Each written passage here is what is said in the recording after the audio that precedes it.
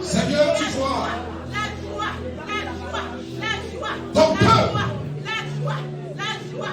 Ce n'est pas moi qui le dis, mais toi-même tu vois.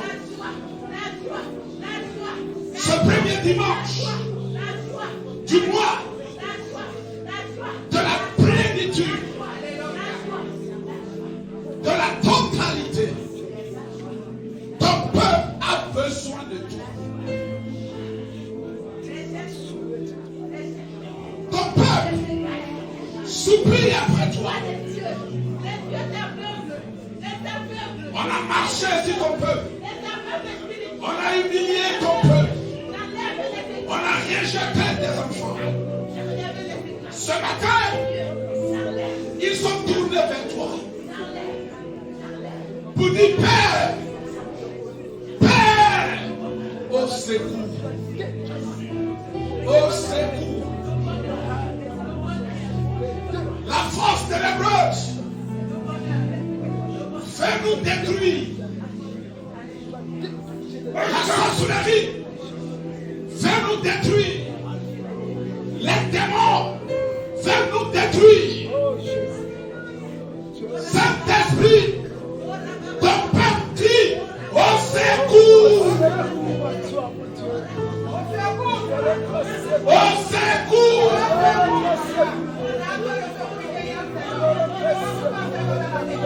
Le monde nous rejette. Le monde nous blâme. Parce que nous te suivons. Le monde souhaite notre échec. Parce que nous te suivons.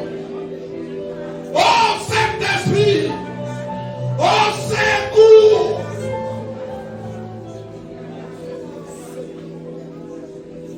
Mais qui en dehors de toi pourrions-nous nous tourner? Qui peut nous ouvrir les portes du travail, les portes de la guérison, les portes du mariage, les portes de la fécondité? Qui d'autre peut le faire si ce n'est toi? Seigneur, au secours!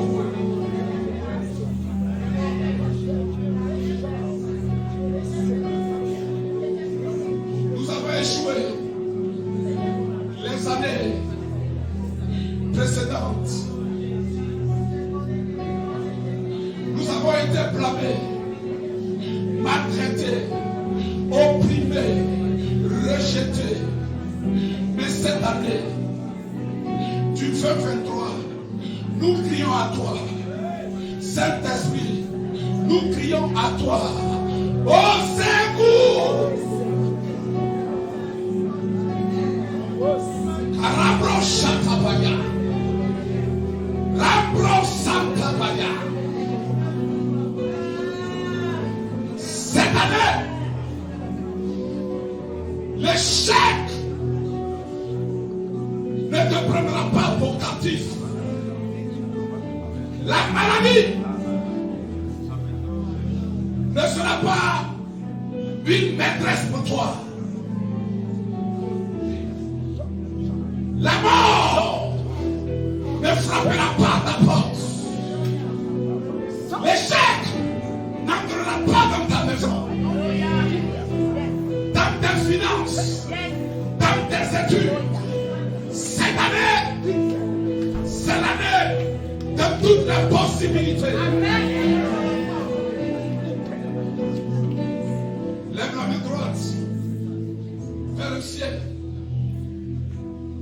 Dis avec moi. Seigneur, vers qui irions-nous? Je me tourne vers toi. Et je pose à tes pieds mes soucis, mes fardeaux, mon inquiétude, ma peur du lendemain. Seigneur, au secours! Seigneur, au secours! Il y a eu un jour dans l'histoire. Dis avec moi, il y a eu un jour dans l'histoire. Biblique. Où tu as mis fin à la honte de Sarah. Il y a eu un jour dans la parole où tu as mis fin à la souffrance d'une orpheline appelée Esther. Il y a eu un jour où tu as mis fin aux pleurs, à la souffrance d'une femme qui avait perdu son époux, appelé Ruth. Seigneur, je considère que ce jour de 5 mars, c'est le jour de la fin de ma souffrance.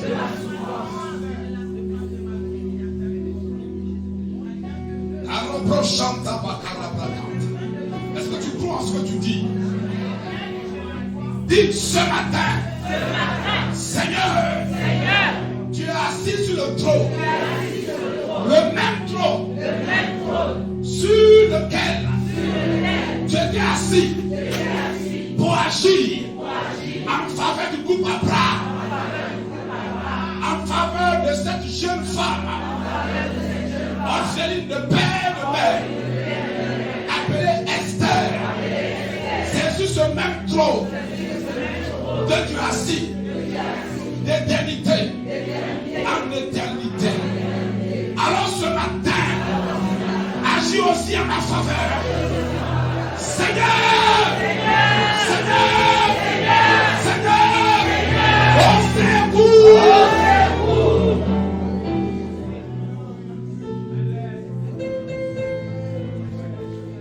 Ceux qui parlent de tout le cœur, ceux qui ont besoin vraiment du secours, parce que ta vie n'a pas été mandatée pour qu'elle tourne en rond. Ta vie n'a pas été missionnée pour qu'elle soit dans un désert. Ta mission, ce n'est pas le désert. Ta mission, ce n'est pas la maladie. Ta mission, ce n'est pas le chèque. Alors tu dois faire émaner du plus profond de ton cœur les paroles que tu prononces. Ça doit prendre fin. Le rejet dont tu es victime doit prendre fin. L'humiliation dont tu es victime doit prendre fin. La maladie que tu subis doit prendre fin. Approche. Levons toujours ta main droite vers le ciel. Dis avec moi. Je commande et je déclare. Par l'autorité du nom de Jésus-Christ. Que ce lieu est imbibé. Du sang de Jésus. Et ce matin, toute action prophétique concourt à ma faveur, concourt à mon bien-être. Je ne quitterai pas ce lieu. Je le crois et je le proclame. Sans que l'esprit de Jésus-Christ n'ait posé sur moi une grâce particulière. Je ne dis pas une grâce que j'ai déjà expérimentée. Je dis non. Je dis non. Je parle d'une grâce que je n'ai pas encore expérimenté. Quelque chose de nouveau. J'ai dit quelque chose de nouveau. Pour que ma bouche rende témoignage. Je veux rendre témoignage. Oui, Seigneur. Je veux rendre témoignage.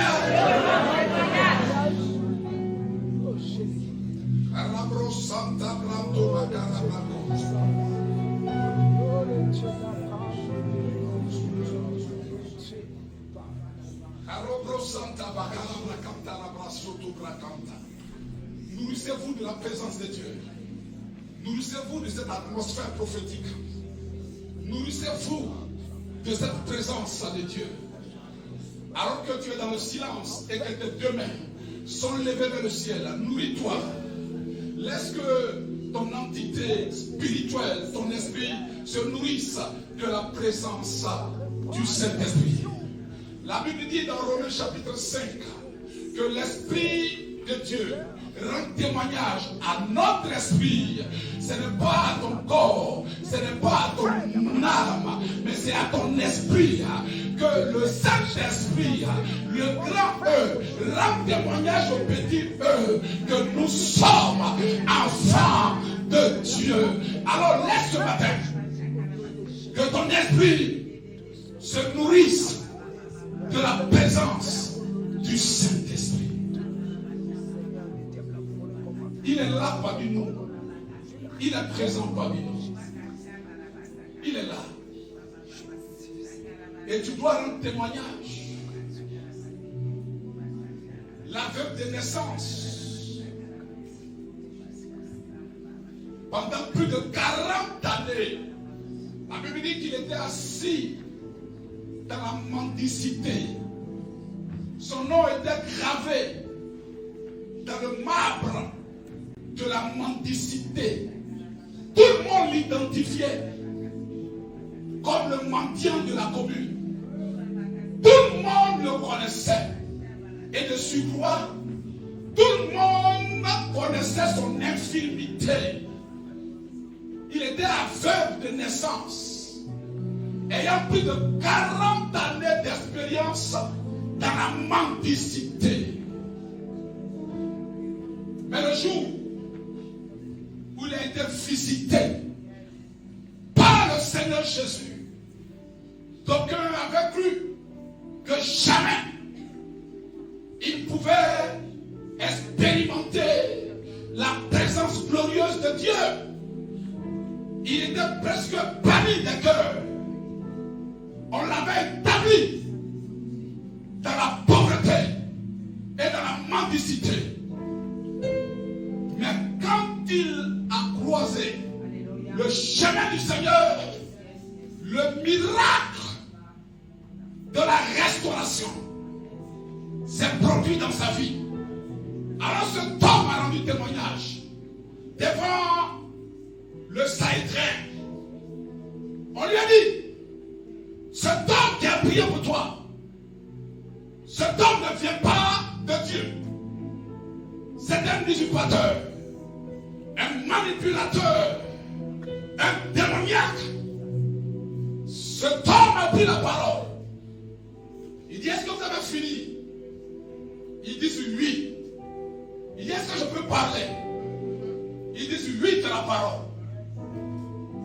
Et laisse aveugle a déclaré ceci. Si vous dites qu'il est voleur, si vous dites qu'il est démoniaque, si vous dites que c'est un usurpateur, ça vous engage vous. Mais moi, ce que je sais, c'est qu'autrefois j'étais aveugle. Et maintenant, je vois. Maintenant, je vois.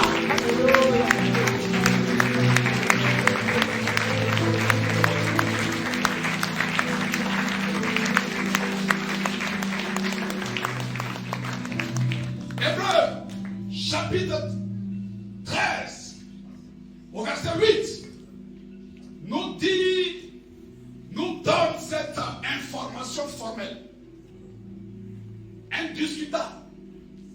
Jésus-Christ est le même hier, aujourd'hui, et il sera le même. Tu rendras témoignage. Alléluia. Lève la main droite et dis, je crois en cette parole. Non, ta déclaration ne me convainc pas. Dis, je crois en cette parole. Je crois en cette parole. Encore une fois. Je crois en cette parole. Ah oui, ça commence à venir, ça commence à venir, ça commence à venir. Dis encore, je crois en cette parole. Je crois en cette parole. J'aurai mon témoignage. J'aurai mon témoignage. Je dis mon témoignage. Mon témoignage. Écoutez, ce n'est pas universel, hein, c'est individuel. Amen. Alors que chacun va dire mon témoignage. Mon témoignage. Alléluia. Alléluia. Oh, il est merveilleux. Il est merveilleux.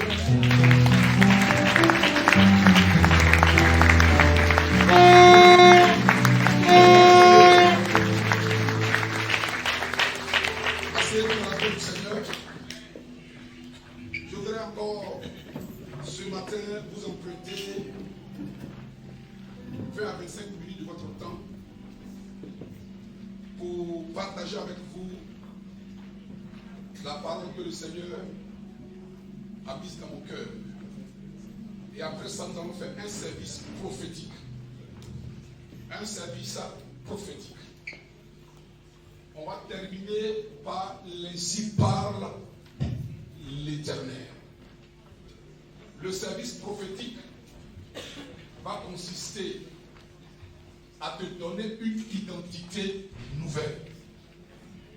Une identité nouvelle.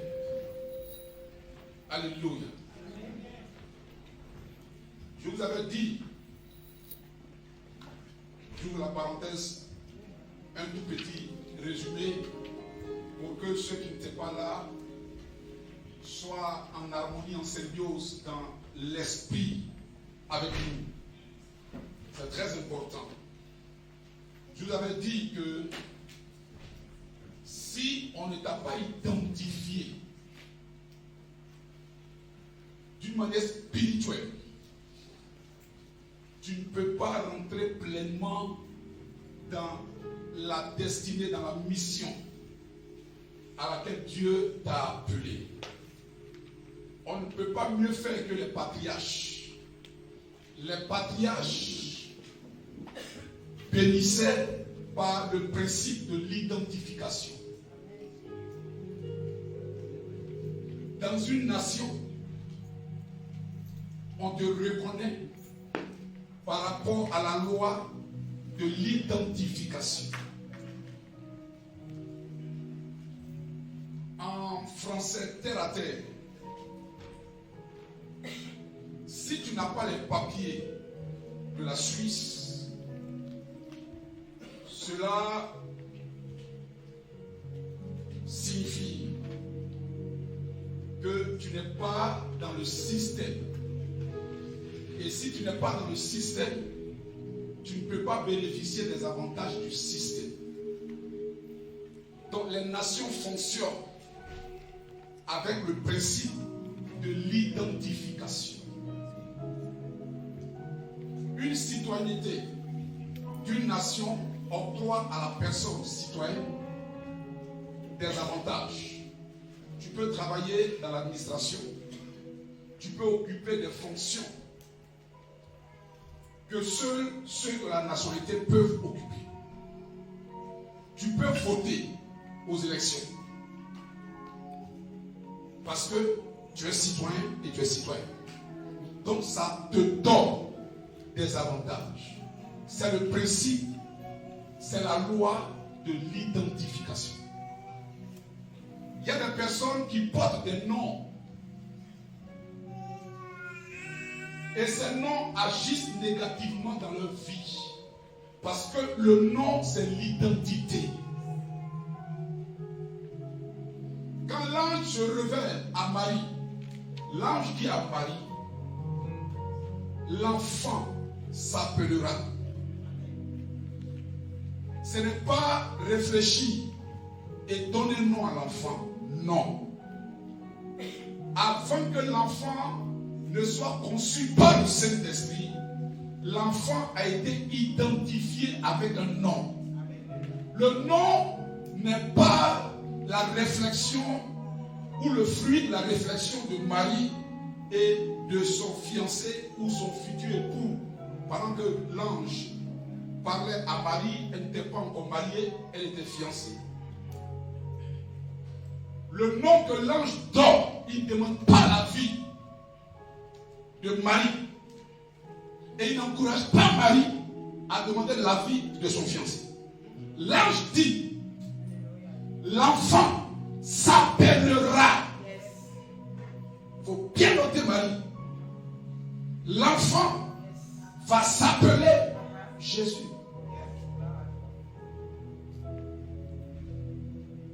Ce qui veut dire sauveur.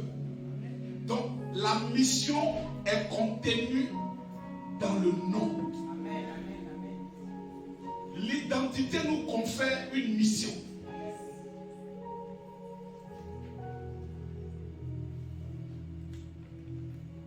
Quand Joseph ne croyait pas à la grossesse de sa fiancée parce que n'importe quel homme aurait agi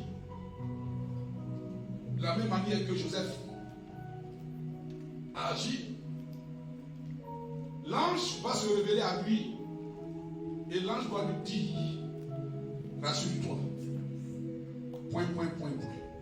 Mais l'enfant que ta fiancée porte,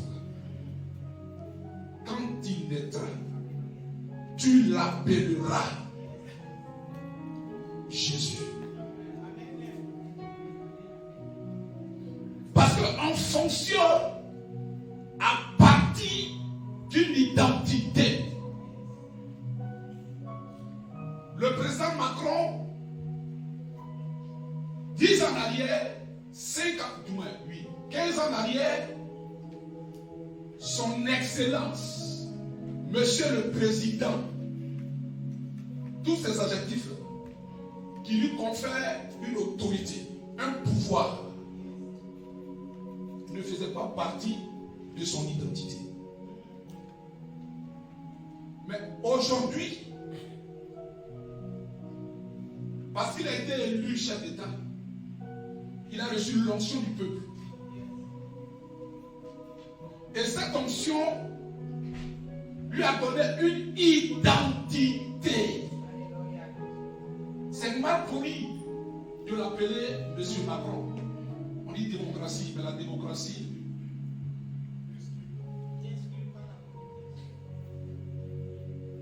on dit son excellence.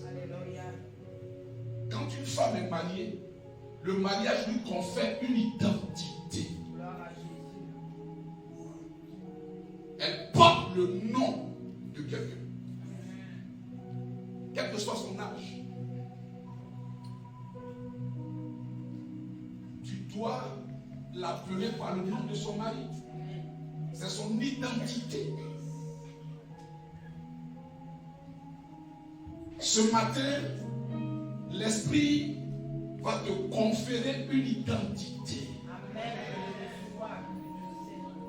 Le travail prophétique qu'on fera, c'est pour te conférer une identité, l'identité 2023. Et je suis convaincu que des vies vont changer. Des malédictions vont libérer des vies. L'échec va sortir de ta vie. L'échec n'est pas ton colocataire. Ce n'est pas ton ami.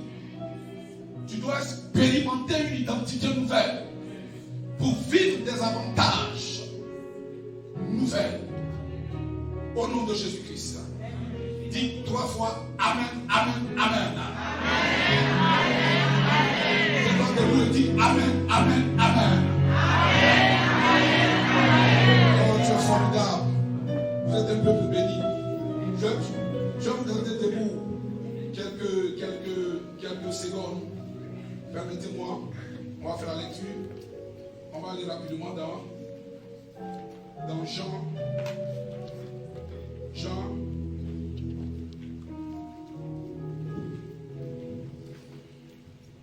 Jean chapitre 18.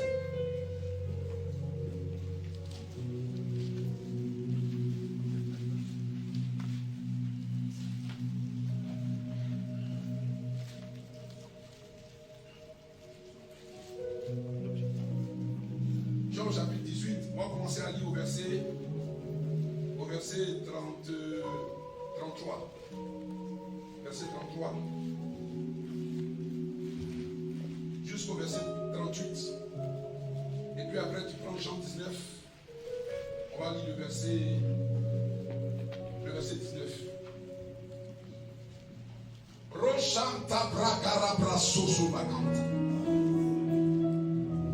Je lis pour la gloire de notre Seigneur et Sauveur Jésus-Christ. Amen.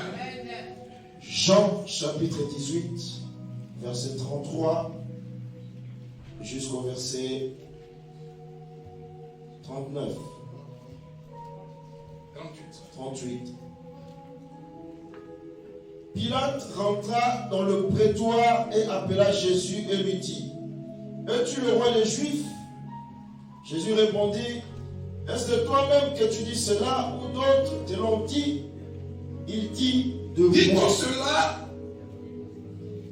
parce que tu as pensé toi-même ou parce que d'autres te l'ont dit de moi? Pilate répondit: Moi suis-je juif? Moi, Pilate, suis-je un juif? Ta nation et les principaux sacrificateurs t'ont livré à moi. Qu'as-tu fait?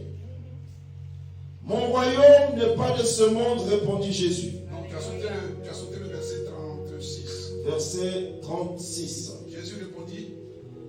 Jésus répondit, yes. Mon royaume n'est pas de ce monde. Mon royaume n'est pas de ce monde. Si mon royaume était de ce monde, mes serviteurs auraient combattu pour moi, afin que je ne fusse pas livré aux Juifs. Yes. Mais maintenant, mon royaume n'est point d'ici-bas. Pilate lui dit: Tu es donc roi? Jésus répondit: Tu l'as dit, je suis roi. Je suis né et je suis venu dans le monde pour rendre témoignage à la vérité. 19. Verset chapitre 19. Jean chapitre 19, verset 19. Pilate fit une inscription qu'il plaça sur la croix et qui était ainsi conçue: Jésus de Nazareth, roi des Juifs. Amen. Verset 20. Beaucoup de Juifs lurent cette inscription parce que le lieu où Jésus fut crucifié était près de la ville. Il était en hébreu, en grec et en latin. Les principaux sacrificateurs des Juifs dirent à Pilate: N'écris pas roi des Juifs, mais écris qu'il a dit: Je suis roi des Juifs. Verset 22. Pilate répondit: Ce que j'ai écrit, je l'ai écrit. On va reprendre cette phrase ensemble. Dis simplement: ce qui est écrit, ce qui est écrit est écrit. est écrit. Ce qui est écrit, Ce qui est écrit est écrit. est écrit. Point. Point. Point. Point. Yes. Assez pour la paix du Seigneur. Nous allons parler en quelques minutes d'un sous-thème encore, mais qui rentre dans l'esprit des autres sous-thèmes depuis le vendredi. Et le thème général qui est l'ainsi parle l'Éternel. Alors, mon sous-thème de ce matin s'intitule Les 4 actions de la révélation de Ponce Pilate. 4 actions de la révélation de Ponce Pilate. Alléluia. 4 révélations que nous allons étudier et sur la base de ces révélations, nous allons identifier des vies au nom de Jésus-Christ. Écoutez, la révélation, c'est une information que Dieu nous donne comme un privilège. Et cette information, elle ne provient pas des journaux, des médias de ce monde. L'information nous provient directement du 3e ciel. Là où Dieu a établi son trône. Beaucoup de personnes seront surprises quand elles quitteront la terre. Elles pourront accomplir leur mission alors que ce n'était pas la mission pour laquelle Dieu t'avait envoyé sur terre. Quelqu'un peut être ministre dans une république, quelqu'un peut être homme d'affaires, quelqu'un peut être artiste, reconnu, célèbre. Mais il peut passer à côté de sa destinée. Pour connaître sa destinée, pour connaître le but pour lequel nous sommes nés et nous sommes venus sur la terre, pour connaître ce but-là, il faut avoir la révélation qui vient du 3e ciel.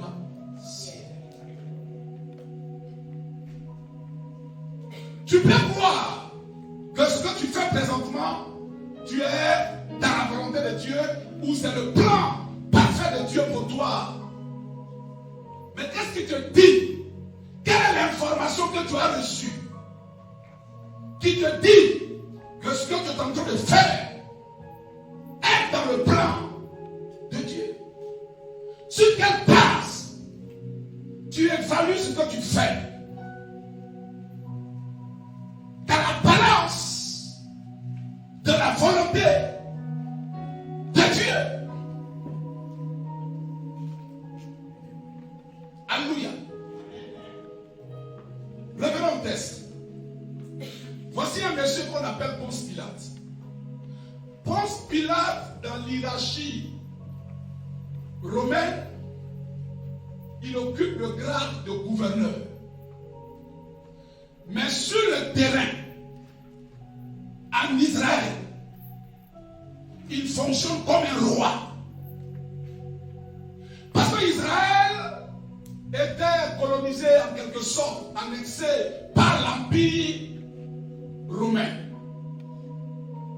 Et Ponce Pilate avait été affecté en tant que gouverneur romain en Israël. Mais sur le terrain, il fonctionnait comme un roi. Rien ne pouvait se faire en Israël sans sa caution. Les Juifs étaient soumis à Ponce Pilate. Et voici que pendant 3 années et demie, un prédicateur du nom de Yeshua va prêcher une doctrine différente de la doctrine des pharisiens, des sadducéens et des docteurs de la loi. Ils n'ont pas compris. Alors qu'il disait dans Matthieu chapitre 5, il dit: je ne suis pas venu abolir ou supprimer la Torah, la loi de Moïse et l'enseignement des prophètes. Non, ce n'est pas ma mission. Bien au contraire, je suis venu pour donner un sens profond à la Torah et aux enseignements des prophètes. Mais ce n'était pas suffisant pour convaincre le cœur de ses détracteurs. Vous savez, quand quelqu'un est contre toi, tu vas tout faire. Elle va prends tout ce que tu fais et tu dis en mal. Quand quelqu'un pense mal de toi, dans son cœur, dans son esprit, tout ce que tu feras, ça ne passera pas à ses yeux. Parce qu'elle t'a déjà condamné, elle t'a déjà blâmé, elle t'a déjà rapetit dans son cœur. Et après 3 ans et demi, écoutez-moi, voici que ces détracteurs vont vouloir mettre un point final à leur sale besogne. Et qu'est-ce qu'ils vont faire? Ils vont inventer un complot. Et le complot va consister à quoi? Ils savent que s'ils accusent Jésus de blasphémateur des Écritures devant Ponce Pilate ne prendra pas ça à cœur. Il dira, allez régler vos problèmes entre vous les Juifs. Votre histoire de Torah, ça ne me concerne pas. Moi je suis romain. Donc, allez régler vos problèmes entre vous. Quand quelqu'un veut te détruire, il réfléchit quel est le chemin qu'il va emprunter pour te détruire au service, pour te faire échouer dans ta vie. La personne réfléchit. La Bible dit, en ce qui concerne le mal, l'être humain est expert.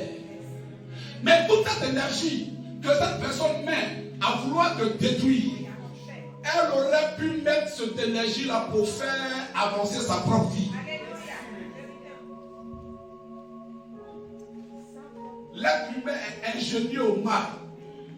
Quand c'est pour faire le mal, les jeunes gens savent comment cacher la drogue, comment vendre la drogue, comment passer au filet des forces de l'ordre. Ils savent, ils imaginent des choses incroyables.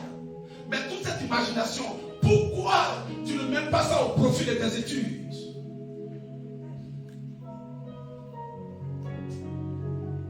Ils ont imaginé un complot.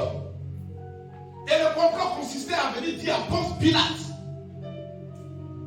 ce monsieur-là, il fait la politique. Et Ponce Pilate dit, mais en quoi est-ce qu'il fait la politique?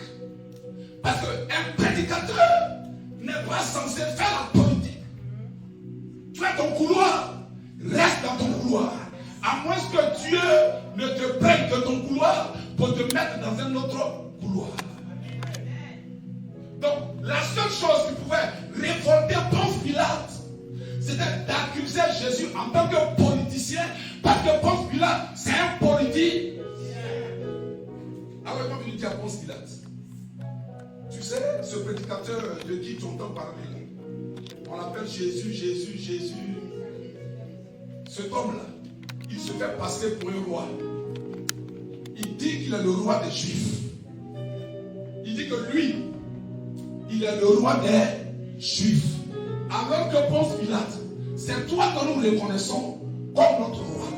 Comment se fait-il que lui, il dit qu'il est le roi des Juifs? Alléluia. C'est comme ça qu'ils vont rallier Ponce Pilate à leur sale besogne.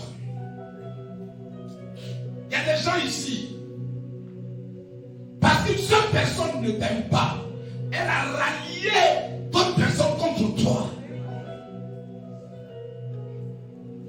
Vous savez, il y a des personnes qui ont la mémoire un peu trop courte ou qui ont la réflexion un peu trop courte.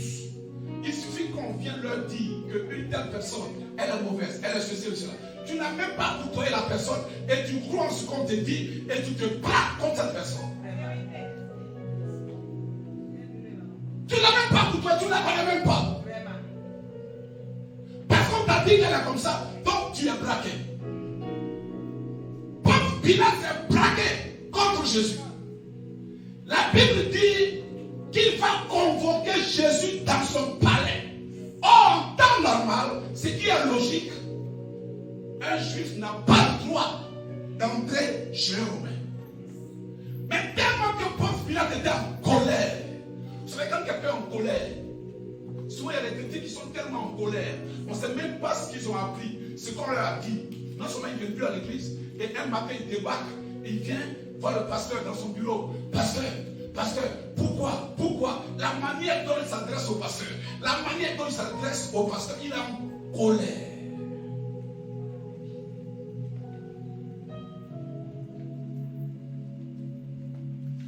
Ponce Pilate était en colère. Il fait rentrer Jésus dans son palais. Écoutez-moi, la première question qu'il pose à Jésus, il demande, es-tu le roi des Juifs? Parce que Ponce Pilate, c'est un politicien. On lui a dit que Jésus est son rival. On lui a dit que Jésus devait prendre son trône.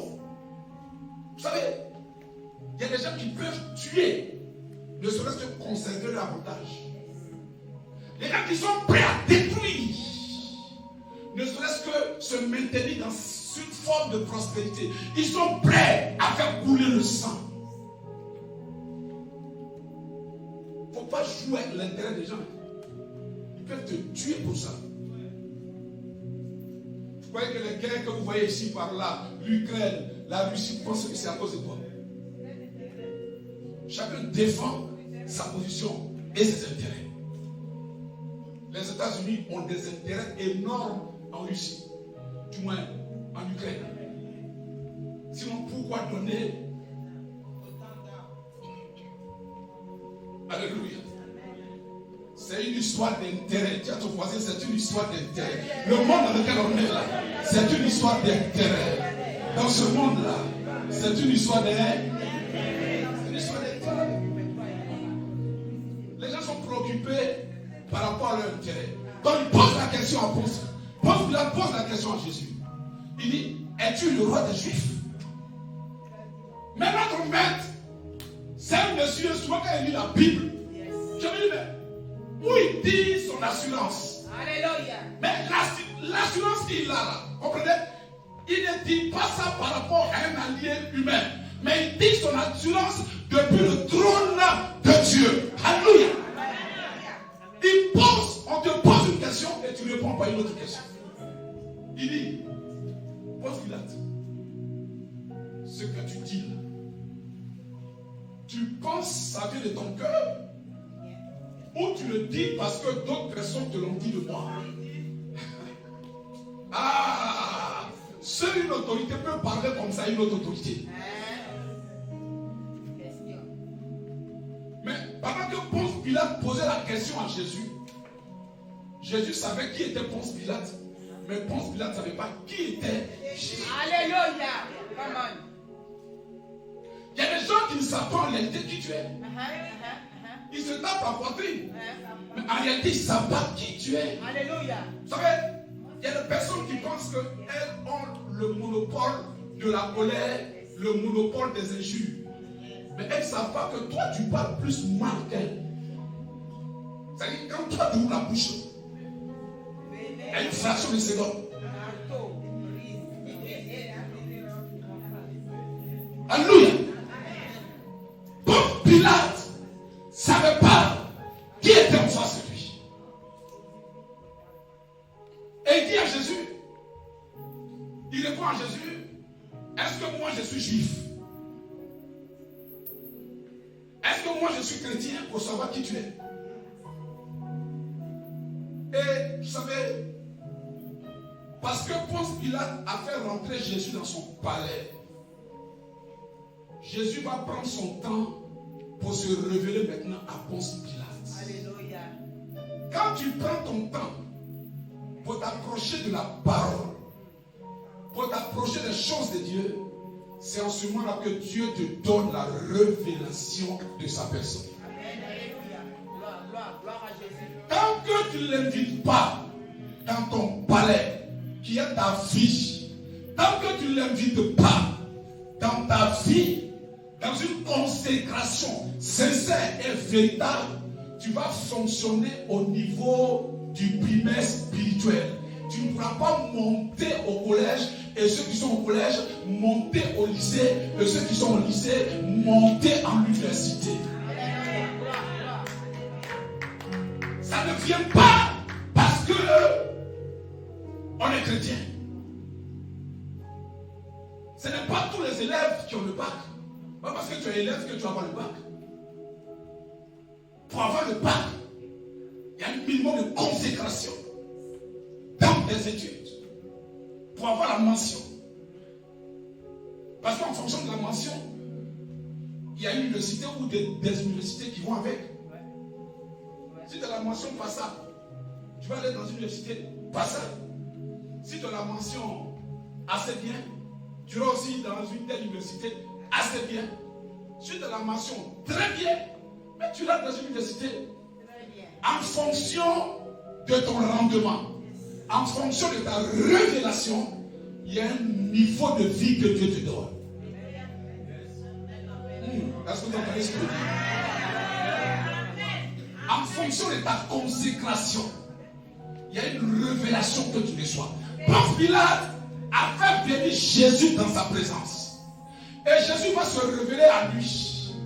Parce que la révélation, écoutez, la révélation est donnée en fonction des objectifs que Dieu veut atteindre avec toi. Moi, je suis prophète, prédicateur de la parole de Dieu. Ma révélation ne peut pas être ta révélation. Alléluia. Peut-être que toi, tu as appelé dans le plan de Dieu à être un banquier. Donc Dieu ne viendra pas se révéler à toi en tant qu'un prédicateur. Dieu va se révéler à toi en tant que le Dieu qui est un banquier des banquiers. Alléluia. Alléluia. Gloire à Jésus. Tu es un homme d'affaires. Dieu ne viendra pas se révéler à toi en tant qu'un pasteur.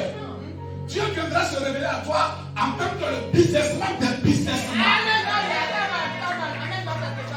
Donc, en fonction des objectifs de ta vie, Dieu te donne une révélation.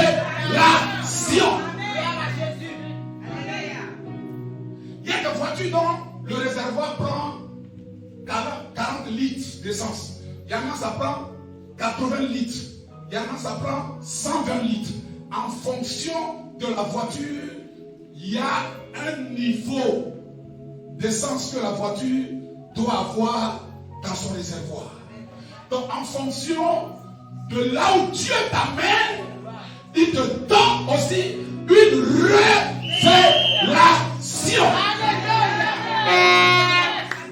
Alléluia. Je prends mon temps pour t'expliquer parce que c'est le dernier jour. Quand je vais t'établir par la puissance de Dieu, il faudrait que tu comprennes ce qu'on va faire. Il faut que tu comprennes ça. Parce que quand les gens ne comprennent pas les actions prophétiques, un, ils interprètent mal. De deux, ils ne mettent pas la foi dans ce qu'on fait. C'est-à-dire qu'il est là, du plus pour lui, son esprit est à la maison. Comment est-ce que la prière aura de l'impact? Vous-même, voyez ce que je suis en train de dire. Parce que tu n'as pas compris que ton avenir est en train de se jouer là. La dimension dans laquelle Dieu veut t'amener est en train de se jouer là. Donc, comme tu n'as pas compris le message, la distraction et la manipulation démoniaque t'amènent à avoir les regards ailleurs. Alors que tes regards doivent être ici. Ah! Dis avec moi, mon esprit est présent ici. Au nom de Jésus va prendre son temps pour expliquer à Ponce Pilate. Parce que Ponce Pilate est roi. Jésus ne va pas se révéler à Ponce Pilate en tant qu'un guerrier. Jésus ne va pas se révéler à Ponce Pilate en tant qu'un prédicateur, un prophète, un apôtre, un pasteur. Non. Jésus va prendre son temps pour se révéler à Ponce Pilate en fonction de la dimension dans laquelle Ponce Pilate se trouvait.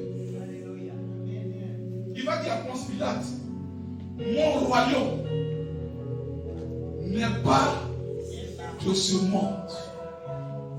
La preuve, parce qu'il emploie un vocabulaire, il emploie des phrases et des mots compréhensibles à la mentalité de Ponce Pilate.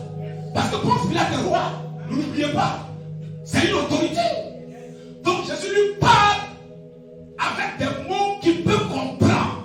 Vous savez, même si tu ne sais pas lire la Bible, c'est-à-dire si tu ne comprends pas pleinement la Bible comme un pasteur, c'est pas un problème. Mais le jour où il va se révéler à toi, il va te parler de sorte que tu comprennes dès seulement ce qu'il veut te dire. Ça, c'est pas un souci.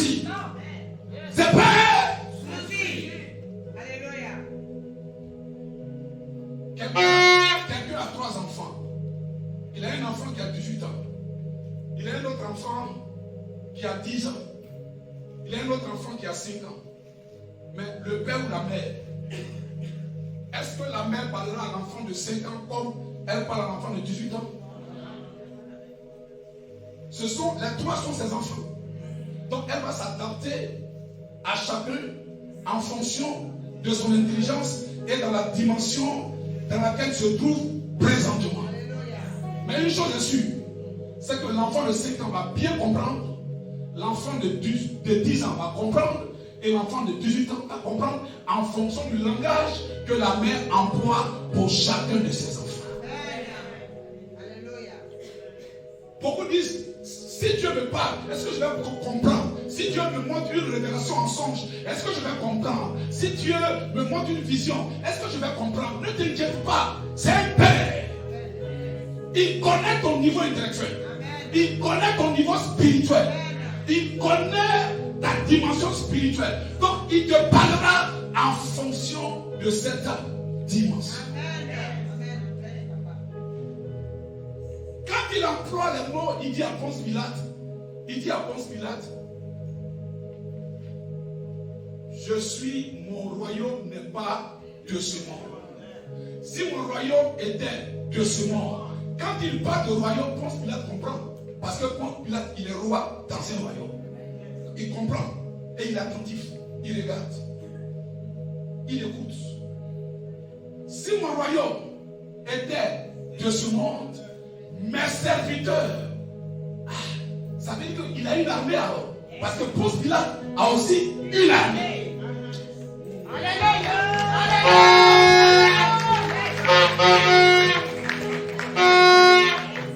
Donc il emploie un langage pour que son interlocuteur comprenne ce qu'il est en train de dire. Si mon royaume était de ce monde, mes serviteurs n'allaient pas me laisser capturer. Mais hélas, mon royaume n'est pas de ce monde. Et regardez maintenant la réaction de Ponce Pilate. Ponce Pilate, qui au préalable avait posé une question à Jésus, il dit, es-tu le roi des Juifs? Point d'interrogation. Après la révélation que Jésus lui donne, il ne pose plus de question, mais il formule une phrase affirmative. Il dit, tu es roi. Jésus dit, oui, tu l'as dit. Je suis roi.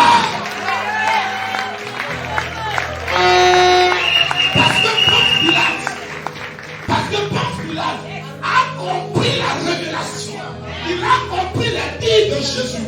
Il a compris la révélation que Jésus lui avait donnée. Il ne pose plus de questions. Il n'y a plus d'ambiguïté dans sa tête. Il n'y a plus de doute dans sa tête. Il n'y a plus de manipulation dans sa tête. Il affirme, il dit, tu es roi. Il dit, oui. Je suis roi. Maintenant, écoutez-moi. On va aller maintenant aux 4 actions. Parce que quand tu as reçu une révélation, ta vie ne peut plus être la même. Quand vous voyez des gens qui traînent les pas, des gens à qui on dit viens prêcher, viens chanter, viens faire ceci dans l'église, dans le corps de Christ, et qui traînent les pas, tu n'as pas encore reçu une révélation. Vous savez, quand une personne est engagée dans un travail, la révélation qu'il reçoit de son travail, là, c'est son salaire. Mais il ne joue plus. On dit 8 heures au travail, il est à 8 heures. Et même avant 8 heures, il est là. Parce qu'il a la révélation du salaire. Il ne veut pas perdre son salaire. Il ne veut pas perdre ses avantages. Donc on dit 7 heures, lui, il est là à 6 heures. Parce qu'il a la révélation. Alléluia. Il va me regarder comme ça, c'est faux. Si c'est vrai.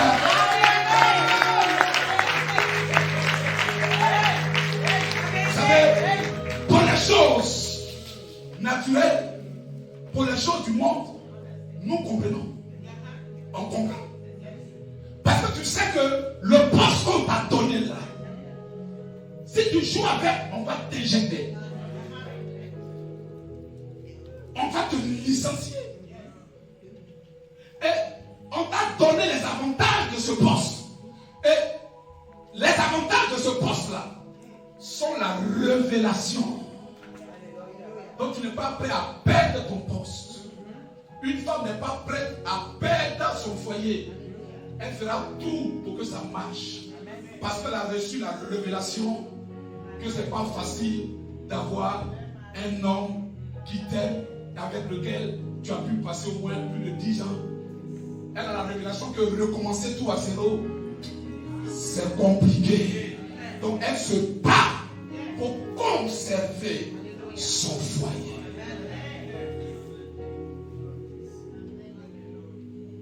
Mais quand vous voyez dans le spirituel, une personne à qui on supplie pour venir à l'église, on supplie pour les choses spirituelles, elle n'a pas encore reçu une révélation. Mais regardez, un païen, un Romain, appelé Ponce Pilate, quand il a reçu la révélation de la royauté de Jésus, il a compris que cet homme-là est roi. Et de surcroît, sa royauté est élevée au-dessus de ma royauté. Quand il a percuté, saisi le sens véritable de cette révélation, il va poser 4 actions. Dis avec moi, 4 actions. Ah, pas avec vie. 4 actions. Avec autorité. 4 actions. Allons-y rapidement. Première action que Ponce Pilate va poser pour vous qui écrivez, allons vite. Ponce Pilate va dire dans le texte de Jean chapitre 18 au verset 38, il va sortir du palais. Il va laisser Jésus seul au palais. Il va sortir du palais pour aller trouver les détracteurs de Jésus, les accusateurs de Jésus. Et Ponce Pilate va leur dire, première action, il va leur dire, je ne trouve aucune raison de faire condamner cet homme. Première action. Je ne trouve aucune raison de faire condamner cet homme. Qu'est-ce qu'il voulait dire? Par cette déclaration, pasteur Papa Jean, Ponce Pilate était en train de révéler la sainteté de Jésus. Il est saint, il est sans péché.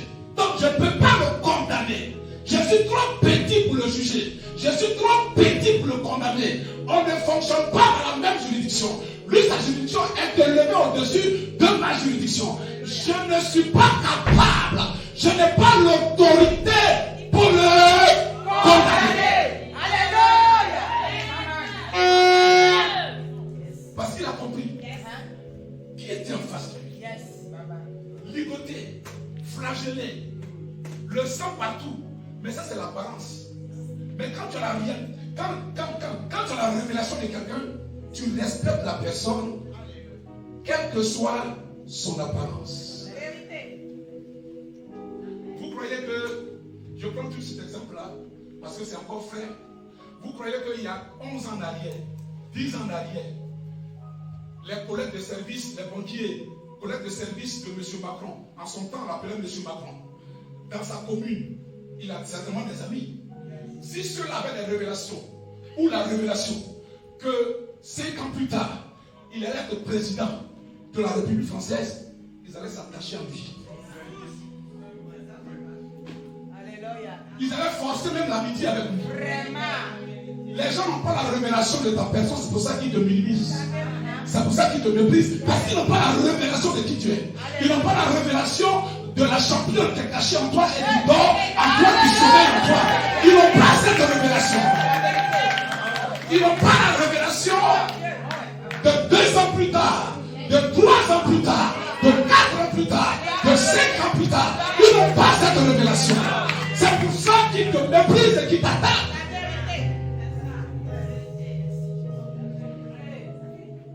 Alléluia. Oh, lève la main du Seigneur. Révèle-moi qui je suis. Parle avec autorité. Dis, révèle-moi qui je suis. Alléluia. Moi, je te dis, tu es une personne mise à part pour accomplir une histoire merveilleuse. Tu es une personne mise à part pour réaliser quelque chose de grand. Tu es une célébrer. Lève-moi et dis Alléluia. Deuxième action. Asseyez-vous. Deuxième action. Allons rapidement. Deuxième action.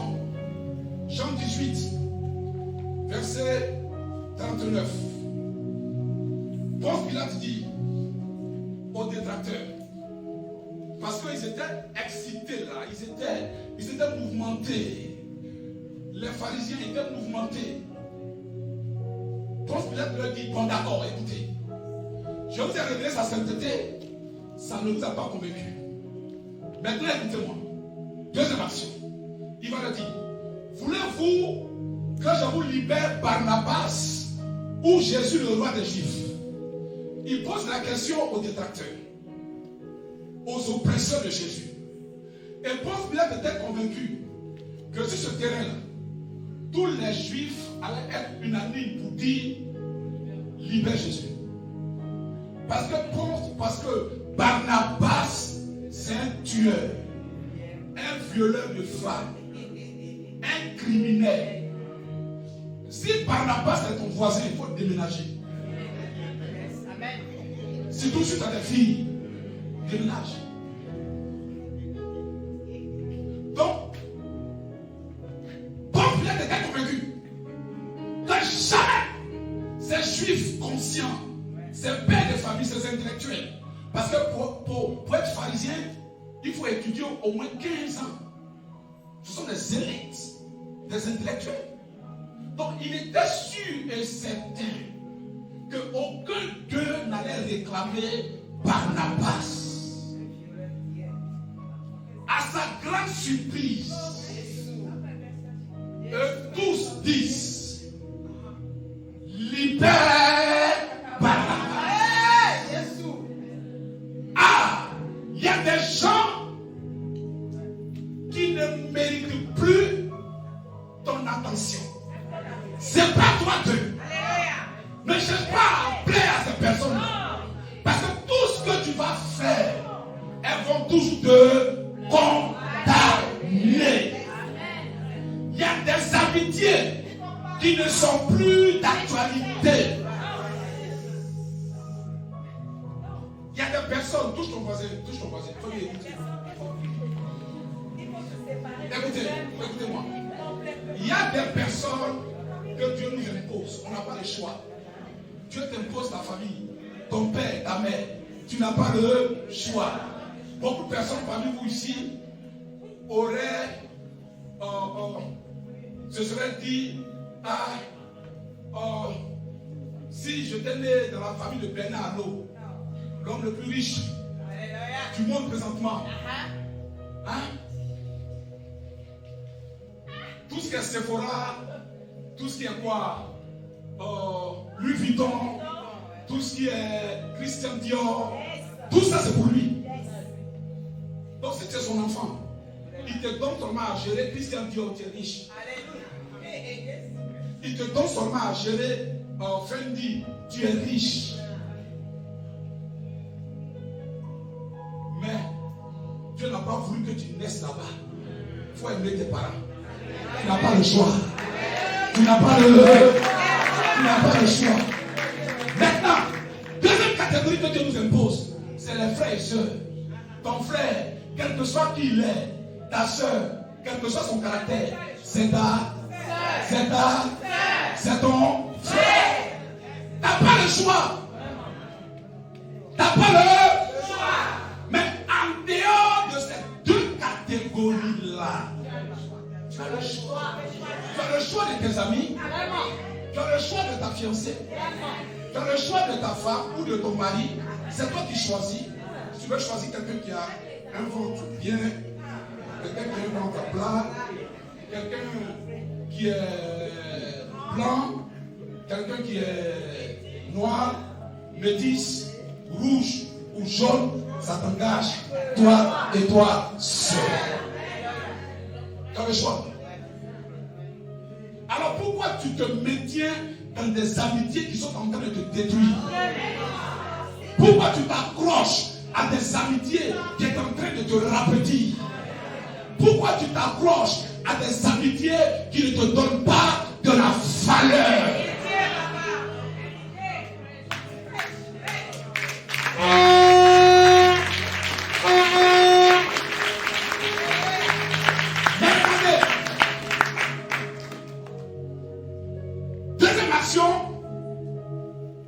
Troisième action de Ponce Pilate. Allons-y rapidement. Matthieu chapitre 27 au verset 27. Qui comprend ce que je suis en train de dire là? Qui comprend ce que je suis en train de dire? Balance la main comme ça. Alléluia. Balance la main comme ça. Matthieu 27, verset 25. Vas-y rapidement, mon fils. Alléluia. Oh, on va établir. Je veux que tu comprennes. Pour prendre au sérieux l'établissement.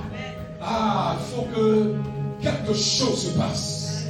Matthieu 27, verset 25. Matthieu chapitre 27, verset 25. Troisième action de Ponce Pilate. Et tout le peuple répondit, que son sang retombe sur nous et sur nos enfants. Monte un peu. Je monte. Chaque verset 24. Voilà, 24. Pilate, voyant qu'il ne gagnait rien, mais que le tumulte augmentait. Oui, Pilate, voyant qu'il ne gagnait rien, mais que le tumulte augmentait, prit de l'eau, se lava les mains, en présence de la foule, et dit, écoutez, je suis innocent du sang de ces justes. Ah! Qui lui a dit que l'homme est juste? C'est Pilate. Qui a dit à Ponce Pilate que Jésus est juste? Il a dit. Parce que Ponce Pilate n'est pas dans le secret des Juifs. Il n'est pas juif. Assieds-toi, mon fils. Écoutez attentivement. Je suis en train de vous amener à comprendre quelque chose. Lorsque tu as la révélation, ta vie ne peut plus jamais être la même. Quand tu comprends l'identification qui se fera tout à l'heure,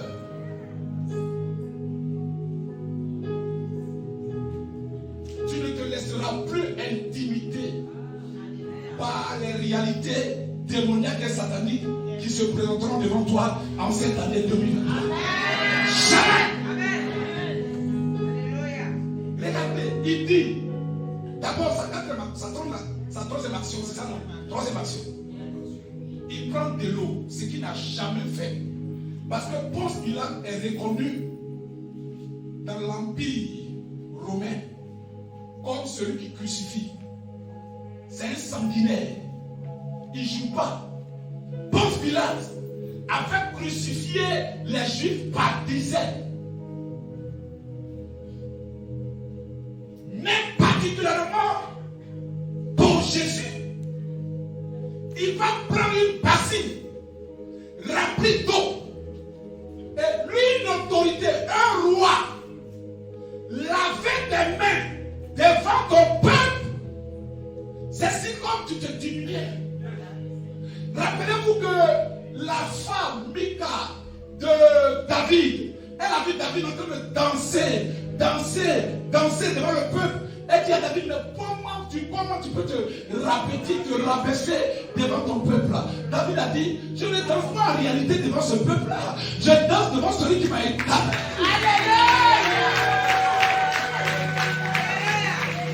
Parce que David avait la révélation de qui était l'Éternel. Quand tu as la révélation de qui est Dieu, au Ghana par exemple, il y a un député de l'une des plus grandes communes. Dimanche à l'église, c'est lui qui joue la batterie. À l'époque, dans mon pays, la première dame était service d'offrande. Celle qui attrapait le panier. C'est-à-dire dimanche, quand tu viens à l'église, dans cette église-là, tu vois ta première dame que tu vois tous les jours à la télévision, tu la vois avec le panier, elle attrape le panier, et toi tu viens faire l'offrande.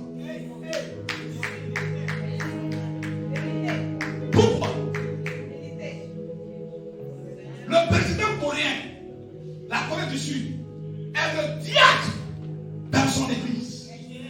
Or, le diacre, il sert les chrétiens. C'est-à-dire que tu vois ton président en train de t'ouvrir la porte. Ton président en train de prendre la Bible du pasteur et l'accompagner. Pourquoi il fait ça? Parce qu'il a reçu la révélation de qui est l'Éternel.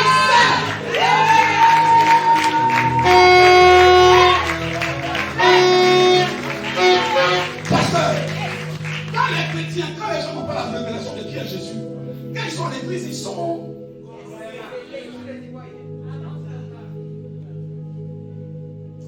Le général actuel du Nigeria, chef d'état-major, c'est lui qui est le chef protocole de son église. C'est-à-dire, quand les gens viennent, lui il prend la clé de ta voiture et puis il va garer ta voiture à ta place.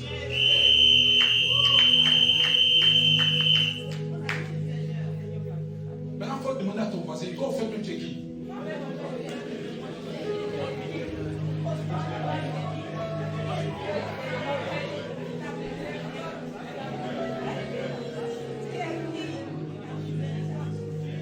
Quand vous voyez au début le président Félix du Congo Kinshasa se mettre en genoux, vous croyez que quoi? C'est parce qu'il a reçu la révélation de qui est assis sur le trône.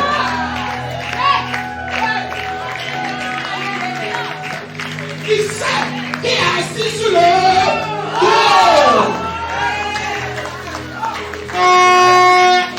Troisième action de la révélation de Ponce Pilate.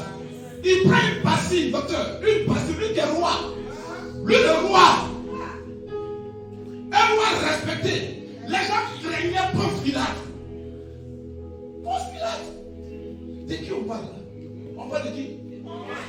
C'est de qui on parle? Ponce Pilate, s'il vous plaît. Il prend une bassine d'eau. Ce qu'il n'a jamais fait. Il prend une bassine d'eau. Non pas à l'intérieur du palais. Mais la Bible précise que devant toute la foule.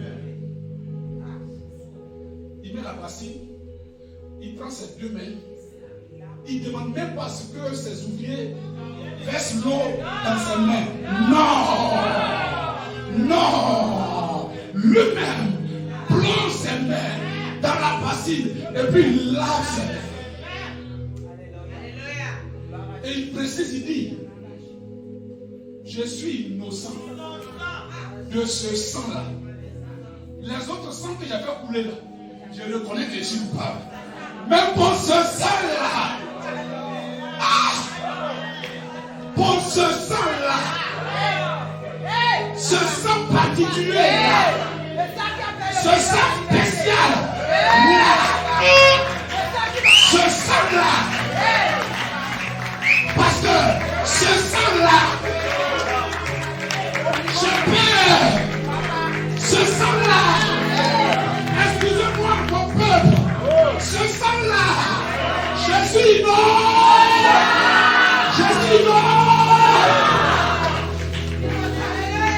Vous pouvez m'accuser de tous les sangs, mais s'il vous plaît, ce sang-là, on ne joue pas avec, ce sang-là, on ne présente pas, ce sang-là, on ne s'amuse pas.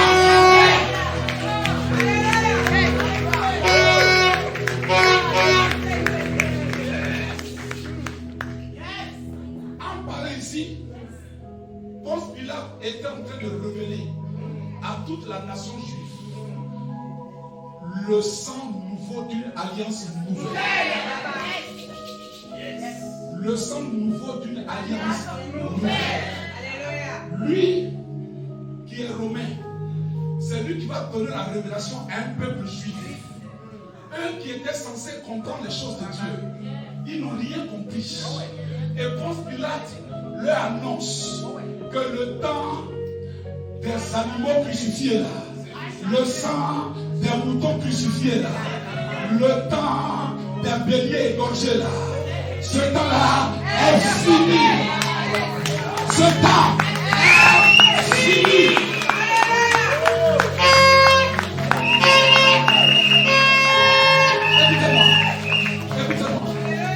Écoutez-moi. Dieu peut passer par toi pour faire dans ta famille des choses nouvelles. Dieu peut passer par toi. Toi, qu'on ne considère pas peut-être, mais Dieu peut passer par toi pour amener le mariage dans ta famille, là où on disait qu'aucune femme n'a le droit d'enfanter, de se marier. Dieu peut passer par toi pour mettre fin à une génération de malédiction et ouvrir une ère nouvelle de bénédiction.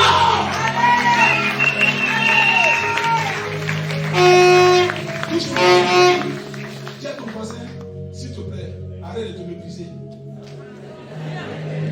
Dieu peut t'utiliser. Dieu peut t'utiliser.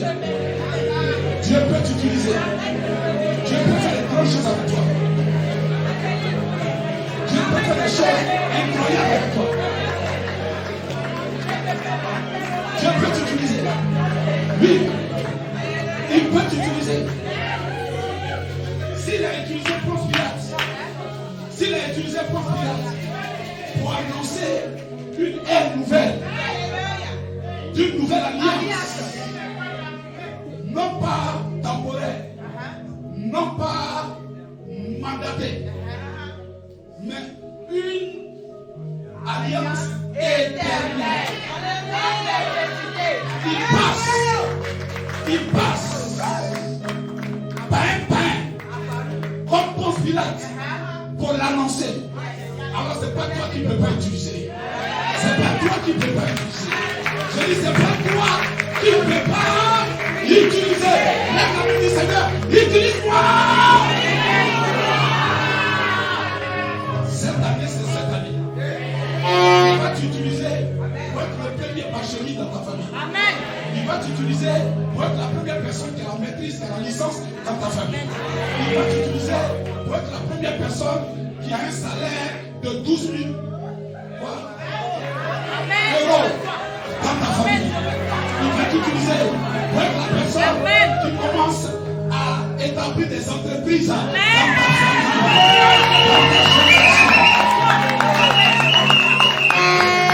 Écoutez, il va t'utiliser pour avoir dans toute ta lignée, première génération, deuxième génération, toi aujourd'hui tu es troisième génération, il va t'utiliser pour avoir le foyer le plus solide, le foyer le plus puissant, le foyer le plus stable, le plus puissant.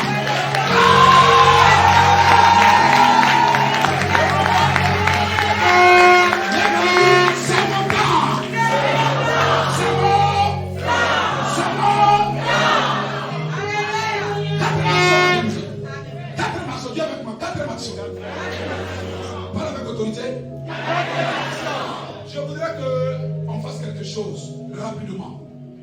Lève-toi, va voir une personne avec laquelle tu n'as pas forcément l'habitude de saluer ou de parler. Lève-toi, va vers cette personne, il faut dire, moi, je crois en ton étoile.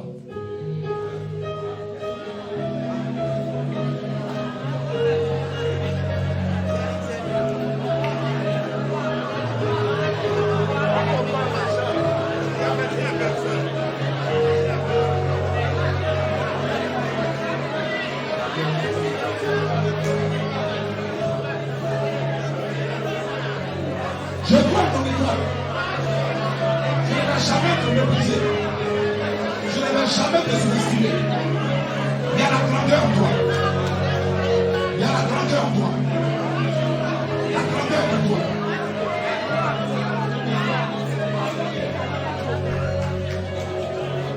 Alléluia. Asseyez-vous maintenant. Asseyez-vous maintenant. Asseyez-vous maintenant. Alléluia. Asseyez-vous maintenant. Est-ce qu'on peut l'acclamer en s'asseyant?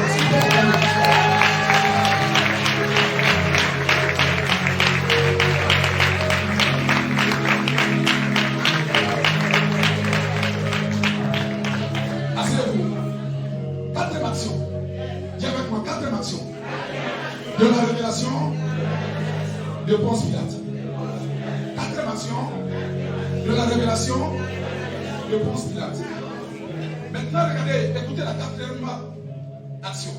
Jean 19, 19.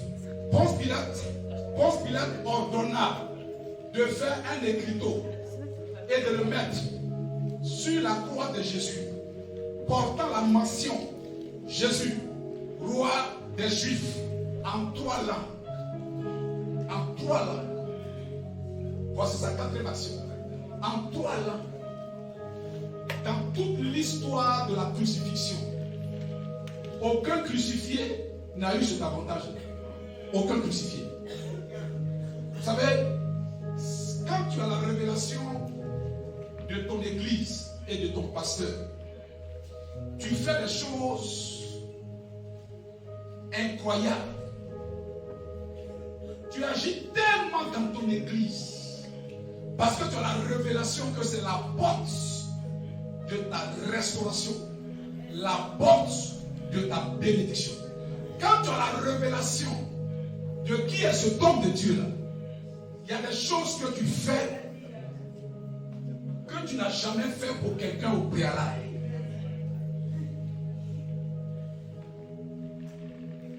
Ponce Pilate va faire un genre de tableau comme ça. Regardez.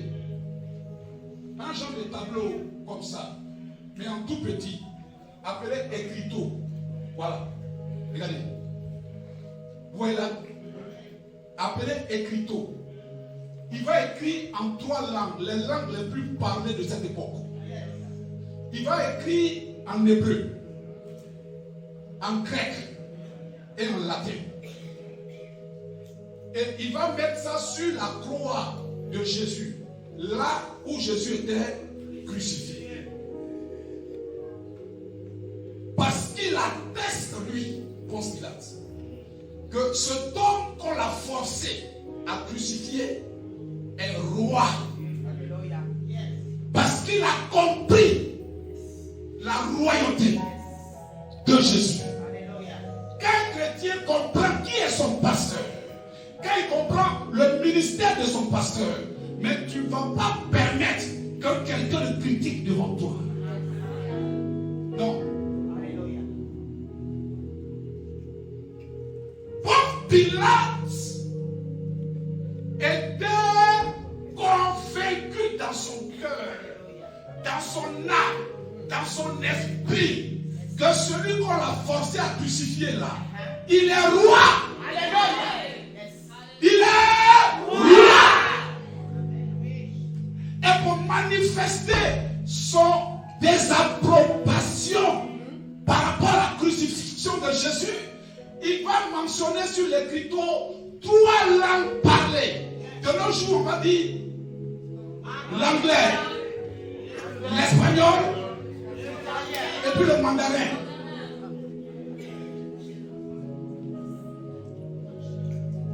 Amen. C'est les 3 langues les plus parlées au monde. Il va écrire ça là. Maintenant, écoutez, on termine.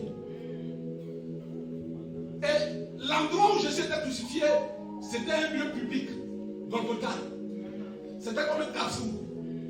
Les gens se croisaient, se dépassaient. C'était un passage où par jour il y a des milliers de personnes qui passent. Donc il a fait ça sciemment, expressément, pour que tous ceux qui passent sachent que cet homme qu'on a crucifié, il est spécial et unique en son genre. Parce que tu ne peux pas passer là sans voir l'écriteau. C'est impossible, à moins que tu sois aveugle. Ou à moins que tu ne saches pas lire. Donc, l'écriteau était suspendu. Et tout le monde voyait ça. Et cela a suscité la colère des autorités juives. Ils sont venus voir Ponce Pilate pour dire à Ponce Pilate, qu'est-ce que tu as fait là?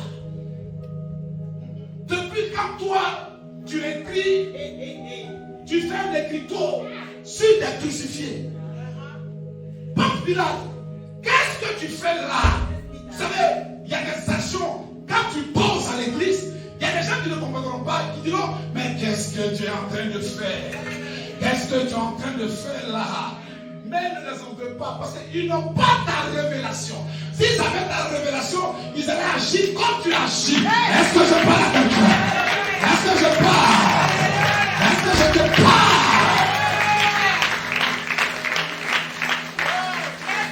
C'est une question de révélation. Papa Jean, une délégation de pharisiens, de sadducéens et de docteurs de la loi, le Sanhédrin en un mot, les élites des élites, ils sont allés voir Ponce Pilate. Ils ont dit à Ponce Pilate, pas question. Ce que tu as fait là, c'est un sacrilège, c'est un blasphème. Non, un jeune homme de 33 ans, qui t'a dit que lui, il est notre roi? Non, il faut enlever l'écriture là. Enlève ça. Enlève ça. Et Ponce Pilate le regarde droit dans les yeux. Il dit, ce qui a été écrit est écrit. Ce qui a été écrit est écrit. Ce qui a été écrit est écrit. Tu peux pas enlever ma révélation. Tu peux pas enlever ma conviction. Maman, s'il te plaît. Tu peux pas m'enlever ma révélation. Tu peux pas m'enlever ma conviction. Tu ne peux pas m'enlever ce à quoi je crois. Ce qui est écrit est écrit.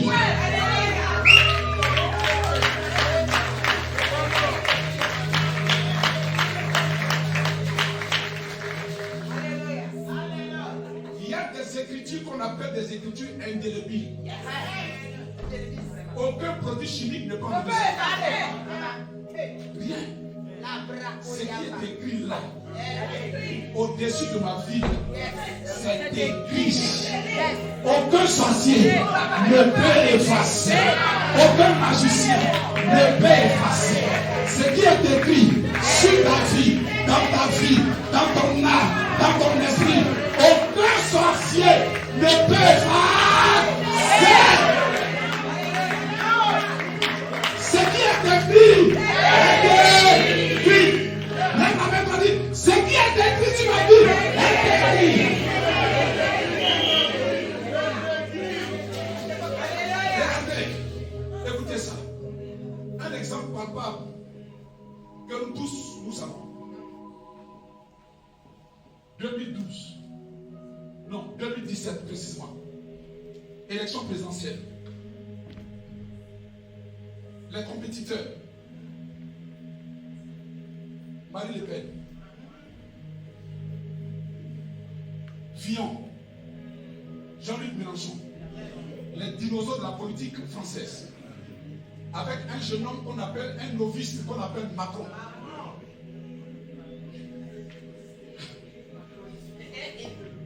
Ça faisait peut-être 5 ans qu'il faisait la politique. Ça faisait peut-être que 2 ans que la France découvrait le jeune ministre de l'économie. Or Fillon, 30 ans de carrière. Marine Le Pen, 30 ans de carrière. Mélenchon, 40 ans de carrière. Frère, ce qui est écrit, ce qui est écrit, ils sont allés compétir. Celui que tout le monde prédestinait comme le futur président de la France, appelé Fillon. Parce que, simplement, sur le fauteuil présidentiel, son nom n'était pas inscrit. Donc il ne pouvait pas s'asseoir. Il a tout fait pour s'asseoir. Mais il y a une force qu'il a échappé. Il était déjà disqualifié dans le spirituel. Alors dans le naturel, c'était une question de temps. Un petit scandale qui a pris de l'ampleur, disqualifié. Le grand Sarkozy, 5 années d'expérience présidentielle. Il était au primaire parce qu'il voulait encore venir s'asseoir sur le fauteuil. Mais son nom n'y figurait plus. Il a été injeté. Deux finalistes. Un jeune homme inexpérimenté. une femme dinosaure. Le père dinosaure. Une famille de dinosaures. En compétition. Pour un seul fauteuil. Non pas deux. Un seul. Mais ce fauteuil-là porte un nom. Non pas deux noms. Il y a un nom, non pas deux, qui t'est destiné. Il y a une femme, non pas deux, qui t'est destinée. Ah, tu comprends pas ce que je dis.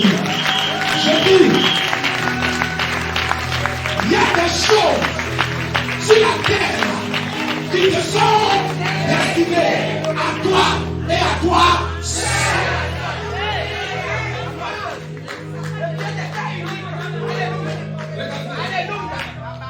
Quelque chose n'est pas pour toi. Dieu fait de sorte que tu t'embrouilles. Tu te mélanges. Tu es paniqué. Tu es troublé. Une femme, elle est avocate de formation. Qu'est-ce qui peut l'amener de surcroît? Écoutez-moi. De surcroît, elle est habituée aux caméras. Depuis, elle a 5 ans. Elle voit son père en train d'animer des débats.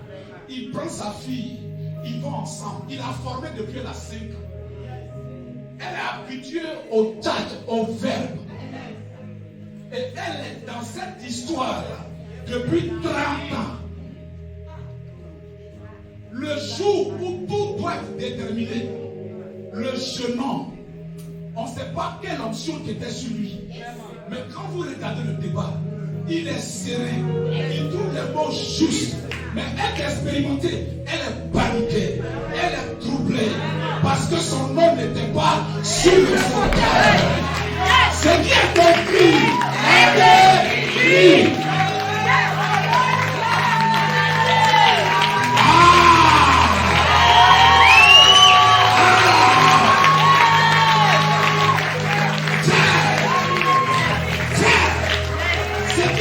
Si ton nom est mentionné, personne ne peut arracher ta bénédiction.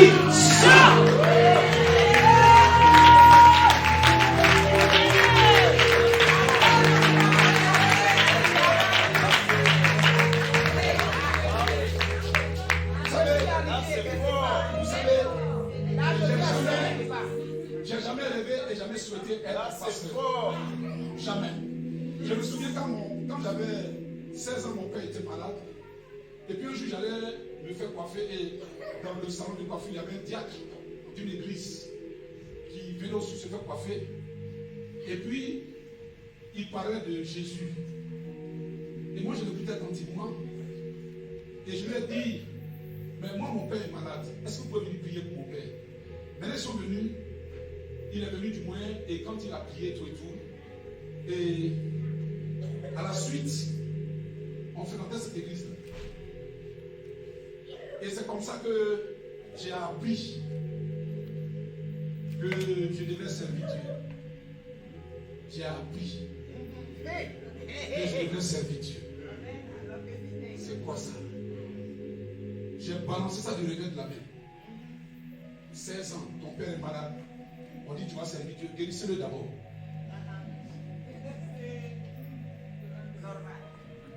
J'ai balancé ça. Malheureusement, le père est décédé. Là, ça m'a plongé encore dans la drogue, dans beaucoup d'autres choses. Parce que j'étais traumatisé. Des années plus tard, j'étais dans un endroit où il n'y avait personne. Je me promenais dans des broussailles. Et c'est là que j'ai entendu la voix du Seigneur. Parfait. Parfait. 3 fois. Vous savez, quand c'est Dieu qui te parle, tu ne peux pas avoir peur comme c'est un démon qui te parle. J'entendais la voix. Je me suis arrêté, je regarde à gauche, à droite, il n'y a personne. Et j'entends la voix qui me parle, si comme je te parle, tu entends. La voix me dit, abandonne cette vie que tu mènes. Car si tu persistes dans cette vie, mourras. Accepte Jésus et tu verras dans les années qui suivent ce que je ferai de ta vie. Voici textuellement ce que j'ai entendu. Et quand j'ai entendu ça, mes larmes ont commencé à couler. J'ai dit à haute voix, lui, j'accepte Jésus. Je ne sais pas à qui je parlais. Quand je suis arrivé à la maison, je vivais chez mon frère. C'est mon frère qui m'a initié à tout ce qui est vente de drogue, à tout ce qui est drogue, à tout ce que vous pouvez imaginer. J'habitais avec lui. Ensemble, on vendait, on faisait tout. J'habitais chez lui. Et mon frère est venu, il était sorti. Quand il est venu, j'ai dit à mon frère, à partir de maintenant, je suis chrétien. Il n'a pas pris ça au sérieux. Vous savez que chaque soir, on partait dans un lieu qu'on appelle la vallée de la mort. Là-bas, les policiers ne peuvent pas arriver. C'est là-bas qu'on trouve tous les plus grands gangsters. Là-bas, c'est comme un fumoir. Tu peux faire ce que tu veux là-bas, tu n'es pas inquiété. Il m'a dit, allons.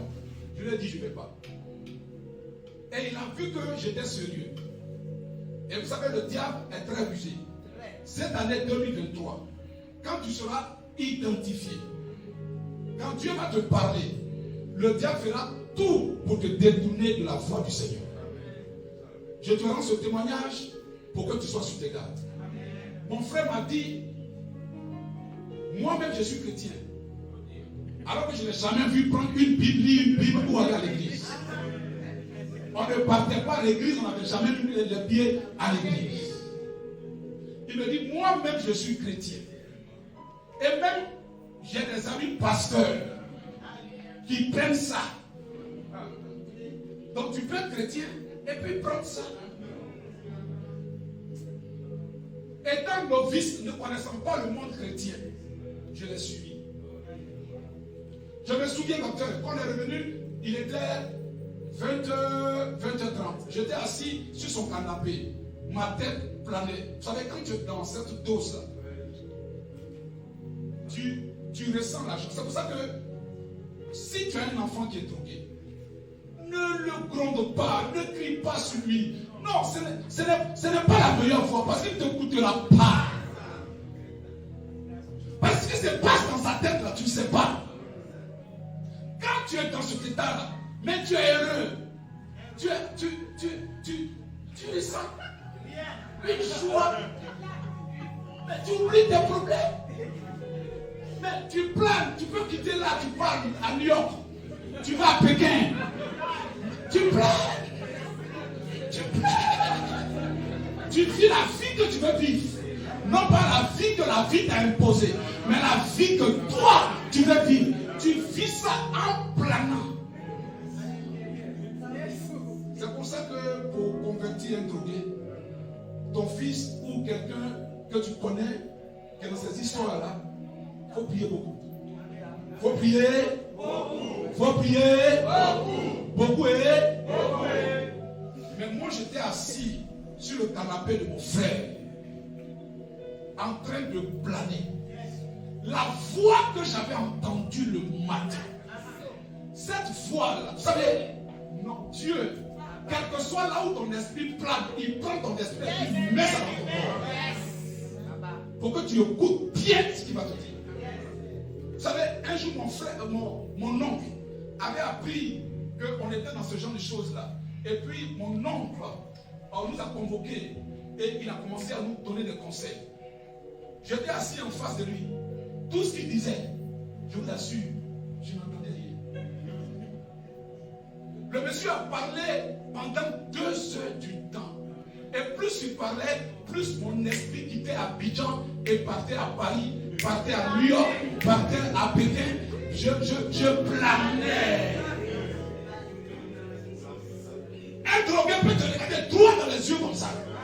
Et il te donne l'impression qu'il t'écoute. Alors qu'il n'est pas là. Mais ce jour-là, pasteur, quand la même voix qui m'a parlé le matin m'a parlé ce soir-là, Dieu a capté mon esprit. Et il m'a dit, regarde l'état dans lequel tu te trouves. Textuellement les phrases que je vous donne. Regarde l'état dans lequel tu te trouves. Ça veut dire que mon esprit était tellement capté que plus de 25 ans plus tard, je me souviens textuellement des phrases qu'il m'a dites. Il dit, regarde l'état dans lequel tu te trouves. Tu m'avais fait la promesse, écoutez, voici textuellement les phrases. Tu m'avais fait la promesse le matin que tu marcherais avec moi. Regarde l'état dans lequel tu te trouves. J'étais assis sur le canapé, je suis tombé en genoux et j'ai commencé à pleurer. J'ai tellement pleuré, tellement crié, tellement pleuré que mon frère et sa femme qui étaient dehors ont accouru et j'entendais sa femme dire, tu vois, ton petit frère devient fou. Je t'avais dit de ne pas lui donner cette chose-là. Tu vois, il est en train de devenir fou. Mais je n'étais pas fou. Je ne planais plus. C'est comme on avait enlevé tout ça, le planage. J'étais devenu lucide tout d'un coup. Et je pleurais. J'ai pleuré jusqu'à minuit. Et je me souviens que je parlais une langue. C'est après qu'on m'a dit que je parlais une langue. Mais aujourd'hui, je me rends compte que c'est le parler en langue. J'ai parlé jusqu'à minuit. C'était un lundi. Le mardi, je suis enlevé ma coiffure bizarre que j'avais sur la tête. Et depuis ce jour, ma vie a pris une tournure.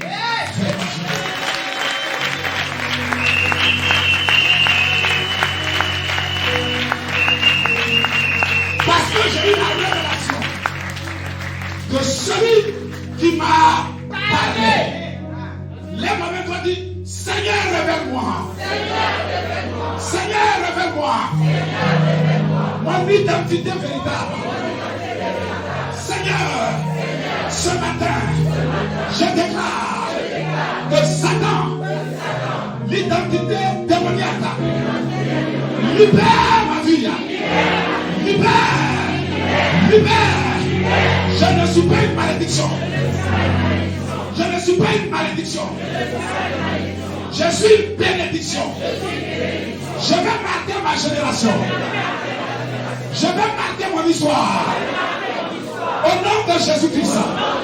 Seigneur, tout esprit démoniaque qui s'oppose à ma réussite, à mon foyer, à mon mariage, à ma destinée, esprit mauvais, sors, dehors, libère,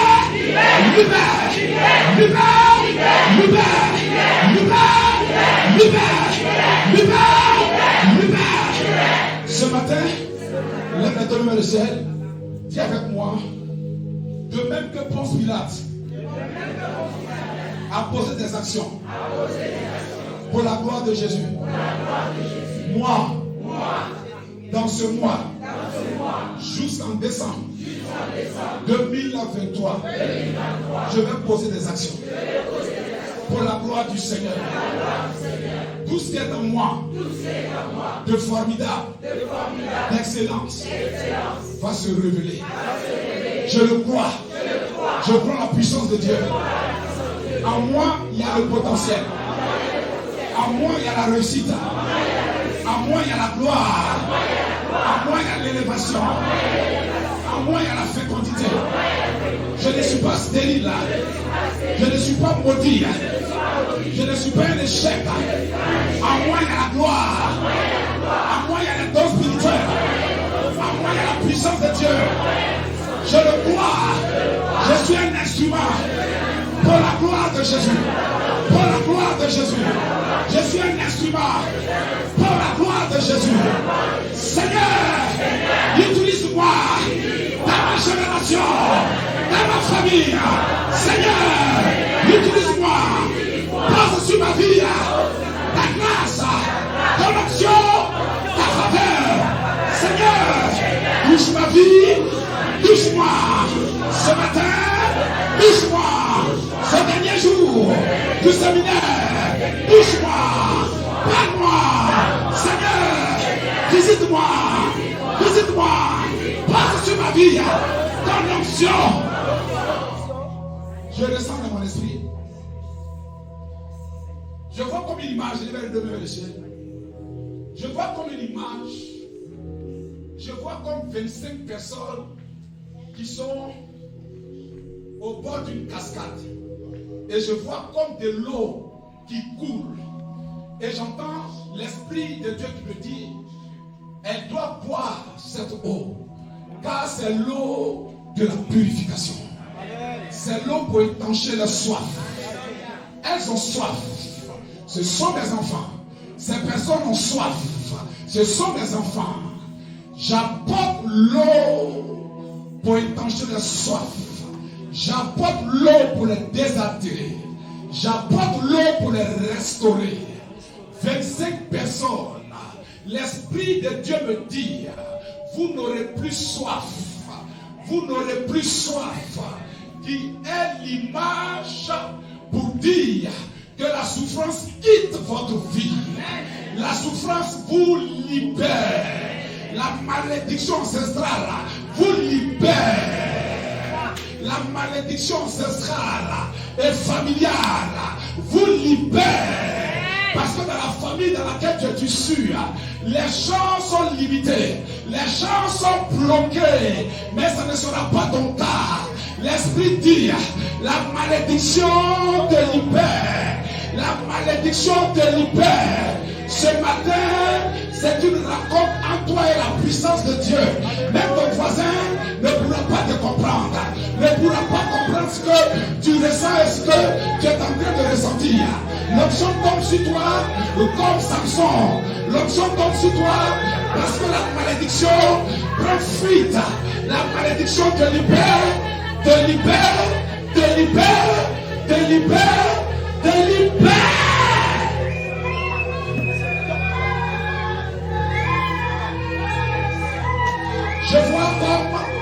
Je vois comme 3 femmes. On a mis un fardeau sur leur tête.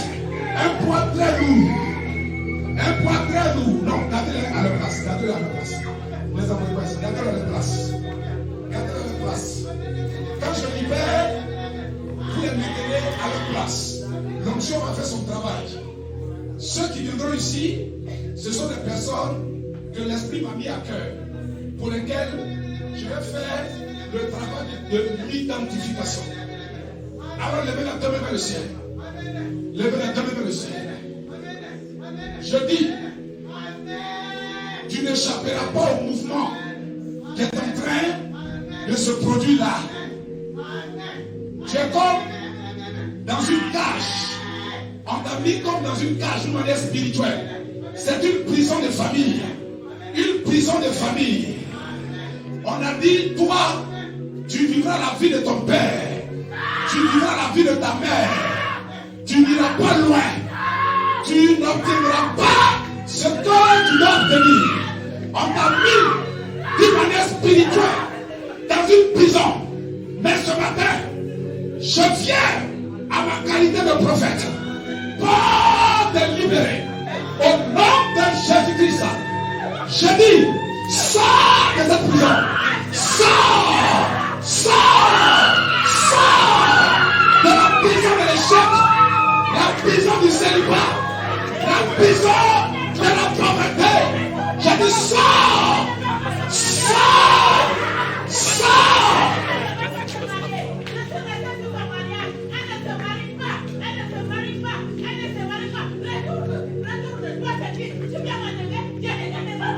Et toi? Qui es-tu? Elle se mariera. Je te chasse. Aidez-la les femmes. Soyez en mouvement les commandos. C'est la fin de ton règne.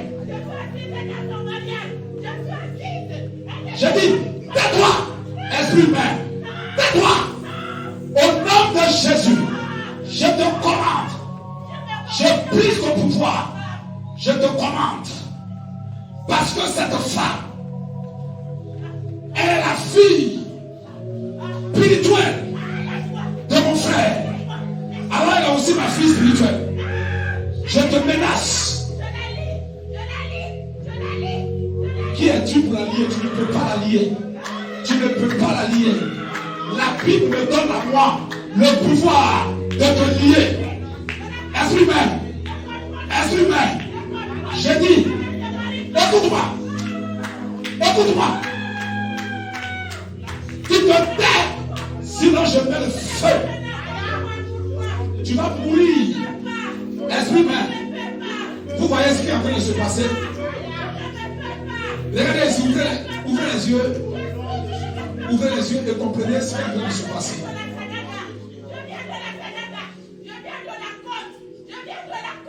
Tu viens de la côte.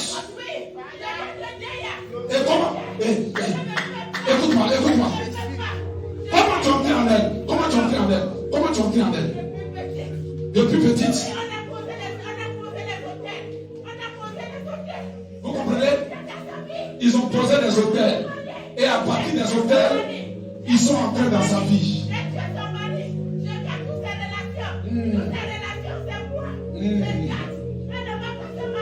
Vous écoutez? Ce qui est en train de se passer là est très spirituel. Vous avez pensé qu'elle est en train de simuler. Mais non. C'est un esprit humain qui est rentré dans sa vie à partir des hôtels. Maintenant, pour la chasser, je suis assisté sur le poids. Je suis assisté sur le poids. Je suis tous les accidents. C'est moi qui crée tous ces accidents. Écoutez-moi ici.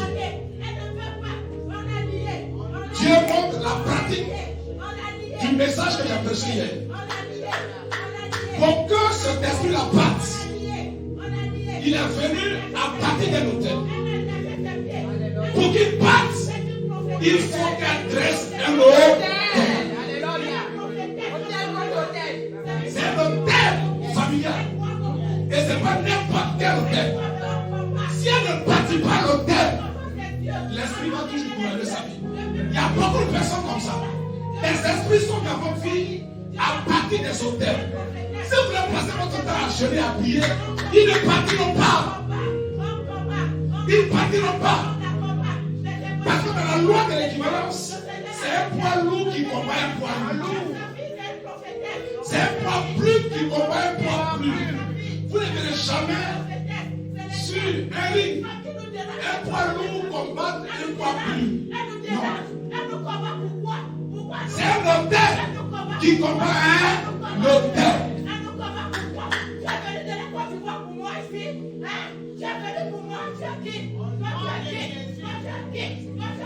Je suis celui qui va mettre fin à ton histoire. Je dis, ils ont essayé, ils n'ont pas pu parce qu'ils ne connaissaient pas le remède. Ils ne connaissaient pas le remède. Moi, je connais le remède. Amen. Amen. Regardez-moi ici, regardez-moi ici. Regardez-moi, levez la main, levez la main. Levez la main. C'est un esprit humain de sorcellerie, mais il veut nous distraire. Il veut nous distraire. Il ne sait pas que dans le métier de la délivrance, là, on est expérimenté. Je ne vais pas prendre, écoutez-moi, je ne vais pas prendre mon temps sur ce tas, parce que je connais le remède. Elle va revenir avec nous. Elle va bâtir un hôtel de famille. Parce que, à partir de l'hôtel de famille, c'est un esprit là. C'est simple. Parce qu'on ne peut pas la vivre. Écoutez, quand tu ne connais pas la technique, écoutez-moi. Quand tu ne sais pas, tu vas passer ton temps. Esprit sort, esprit. Tu vas perdre le temps, tu ne vas pas prier pour les autres. Il ne peut pas sortir. Il est venu par un hôtel. Il ne peut pas sortir par la prière. Il ne peut pas. Jésus a dit, ce genre de démons-là, ils sortent par le chef et la prière. C'est une sorte de démon. Donc, en fonction de l'esprit d'en face de toi, il y a quelque chose que tu dois faire. Elle, là, c'est un hôtel. Maintenant, levez la main comme ça. Levez la main. Levez la main. Ah, je vois des personnes. La grâce de Dieu va inonder ta vie. La main du Seigneur. Est-ce que tu sais que quelque chose de nouveau est en train de se préparer pour toi? Je vois comme une grâce nouvelle qui arrive. Ça va être fort. Ça va être très fort. Ça va être fort. Ça va être très fort. Ça va être très très très fort.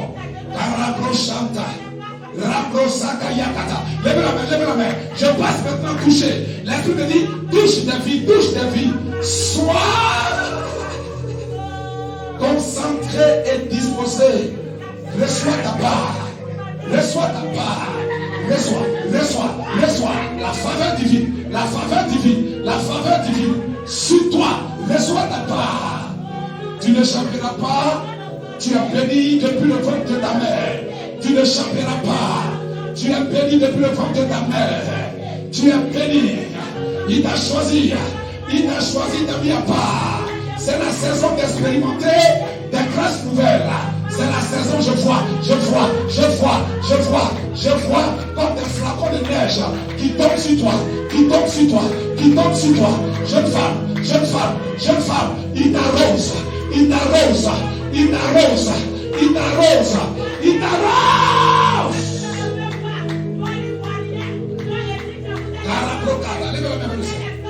Lève la main vers le ciel.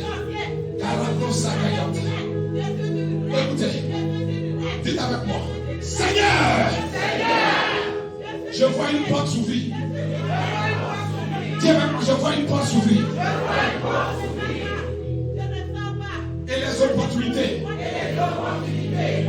ne me passeront plus sous les yeux. Je saisis mes opportunités. Je